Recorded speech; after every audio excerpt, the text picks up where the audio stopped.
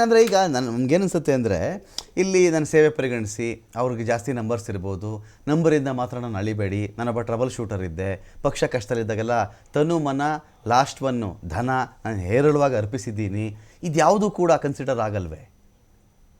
ನೋಡಿ, ಸಿದ್ದರಾಮಯ್ಯನವರು ಪಕ್ಷಕ್ಕೆ ದುಡಿದಿದ್ದಾರೆ ಬಂದ ನಂತರ. ಅದೇ ರೀತಿ ಶಿವಕುಮಾರ್ ಅವರು ದುಡಿದಿದ್ದಾರೆ, ಪರಮೇಶ್ವರ್ ಅವರು ದುಡಿದಿದ್ದಾರೆ. ಈಗ ಯಾರ್ಯಾರು ಪಕ್ಷಕ್ಕಾಗಿ ದುಡಿದಿದ್ದಾರೆ ಅಂತ ಏನ್ ಹೇಳ್ತಾರಲ್ಲ, ಅದ್ರ ದುಡಿದಿದ್ರಲ್ಲಿ ಎರಡು ಮಾತಿಲ್ಲ. ಅಷ್ಟು ಅದರಿಂದ ಲಾಭವನ್ನು ಪಡೆದುಕೊಂಡಿದ್ದಾರೆ. ಯಾರು ನಾವು ಎಲ್ಲವನ್ನು ತ್ಯಾಗ ಮಾಡಿ ನಾವು ಕಳ್ಕೊಂಡಿದ್ದೇವೆ, ನಾವು ಏನೂ ಪಡೆದುಕೊಂಡಿಲ್ಲ ಅಂತ ಹೇಳುವಂತ ಧೈರ್ಯ, ನೈತಿಕ ಸ್ಥೈರ್ಯ ಯಾರಿಗೂ ಇಲ್ಲ. ಕೂಲಿ ಇಲ್ಲದೆ ಯಾರು ಮನೆಗೆ ಹೋಗಿಲ್ಲ, ಯಾರು ಹೋಗಿಲ್ಲ. ಅವ್ರು ಎದೆ ತಟ್ಟಿ ಹೇಳ್ಕೊಳ್ಳಿ ನಾನು 10 ಪೈಸೆ ಮುಟ್ಟಿಲ್ಲ ಅಂತೇಳಿ ಯಾರು ಎದೆ ತಟ್ಟಿ ಹೇಳಕ್ ಆಗಲ್ಲ. ನಮ್ ಬಾಯಿ ತೆಗೆದ್ರೆ ಎಲ್ಲರಲ್ಲೂ ಅದೇ ವಿಚಾರಗಳು ಬಂದಿರ್ತವೆ. ಬಟ್ ಅದ್ರ ಏನಂದ್ರೆ ಅದೇ ಅವ್ರಿಗೆ ಹೈಕಮಾಂಡಿಗೆ ಅಸ್ತ್ರ. ಏನಂದ್ರೆ ನೀವು ಅಷ್ಟ್ ಮಾಡಿದೀನಿ, ನೀವ್ ಇಷ್ಟ್ ಮಾಡಿದೀವಿ ಅಂತ ಯಾರೇನ್ ಹೇಳ್ತಾರಲ್ಲ, ಅಷ್ಟು ನೀವು ಪಡೆದುಕೊಂಡಿದ್ರಿ, ಅದಕ್ಕಿಂತ ಹೆಚ್ಚು ಪಡೆದುಕೊಂಡಿದ್ರಿ. ನೀವು ನಾನೇ ಮಾಡಿದ್ದೇನೆ, ನನ್ನಿದ್ದೇನೆ ಅಂತ ನೀವು ಯಾರು ಹೇಳ್ಬೇಡಿ ಅನ್ನೋ ಲೆಕ್ಕಕ್ಕೆ ಹೈಕಮಾಂಡ್ ಇದೆ. ಅದು ನೇರವಾಗಿ ಹೇಳದೇ ಇದ್ರು, ಪ್ರತ್ಯಕ್ಷವಾಗಿ ಹೇಳದೇ ಇದ್ರು, ಪರೋಕ್ಷವಾಗಿ ಅದನ್ನ ಮೆಸೇಜ್ ಏನ್ ಮುಟ್ಬೇಕು ಅದನ್ನ ಮುಟ್ಟಿದೆ. ಹಾಗಾಗಿ ಆಮೇಲೆ ಇಬ್ರು ಬ್ರೇಕ್ಫಾಸ್ಟ್ ತಟ್ಟೆ ಹಾಕೊಂಡಿದ್ದು ಅಂತ ಕಾಣುತ್ತೆ ಸಂಕೇತ್ ಸರ್. ಆ ಥರ ನೀವಿಬ್ರು ಹಿಂಗೆ ಕಿತ್ತಾಡ್ತಾ ಇದ್ರೆ ಇನ್ನೊಬ್ಬನ್ ಮಾಡೋ ತಾಕತ್ತು ನನಗಿದೆ ಅಂದ್ಮೇಲೆ ಅಕ್ಕಪಕ್ಕ ತಟ್ಟೆಯಲ್ಲಿ ಇಡ್ಲಿ ಬಂದ್ ಬಿದ್ವಾ ಅಂತ ಅಲ್ಲ, ಅದನ್ನ ಅವರೇ ನೋಡ್ಕೋಬೇಕು, ನಾನ್ ಹೇಳಕ್ ಆಗಲ್ಲ.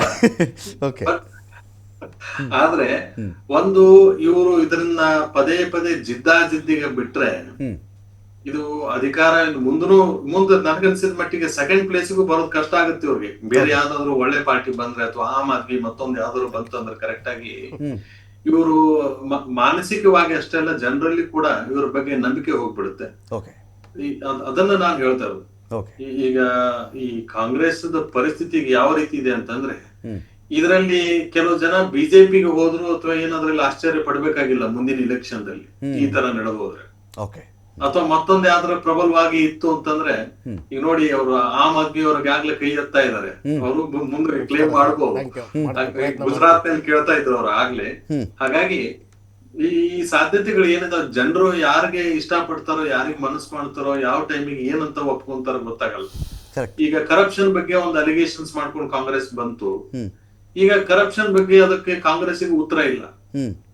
ಸಾಕಷ್ಟು ಅಲಿಗೇಷನ್ಸ್ ಇದಾವೆ, ಸಾಕಷ್ಟು ಜನ ಅದೇ ಅಲಿಗೇಷನ್ ಅನ್ನ ಫೇಸ್ ಮಾಡ್ಕೊಂಡು ರಾಜೀನಾಮೆ ಕೊಡುವಂತ ಪ್ರಮೇಯ ಬಂತು. ಮತ್ತೆ ಇನ್ನು ಇಲೆಕ್ಷನ್ ಬಂದಂಗೆ ಈ ಬಿಜೆಪಿ ಅವರು ಅದ್ರ ಕಡೆ ಫೋಕಸ್ ಮಾಡಿದ್ರೆ ಸಾಕಷ್ಟು ಇನ್ನು ಹಗರಣಗಳು ಹೊರಗೆ ಬರ್ಬೋದು. ಬಟ್ ಬಿಜೆಪಿ ಅದಕ್ಕೆ ಇಂಟ್ರೆಸ್ಟ್ ಇಲ್ಲ. ಏನು ಹೊಂದಾಣಿಕೆ ರಾಜಕಾರಣನೋ ಅಥವಾ ಅವ್ರಿಗೆ ಏನು ಸಿಗ್ತಾ ಇಲ್ವೋ, ಅವ್ರು ಏನು ಸಿಗದ ಹಾಗೆ ಇವ್ರು ಏನಾದ್ರು ಕರಪ್ಷನ್ ಮಾಡ್ತಾ ಇದ್ರು, ಅದಕ್ಕೆ ಅದು ಬಿಜೆಪಿನ ಉತ್ತರ ಕೊಡ್ಬೇಕು.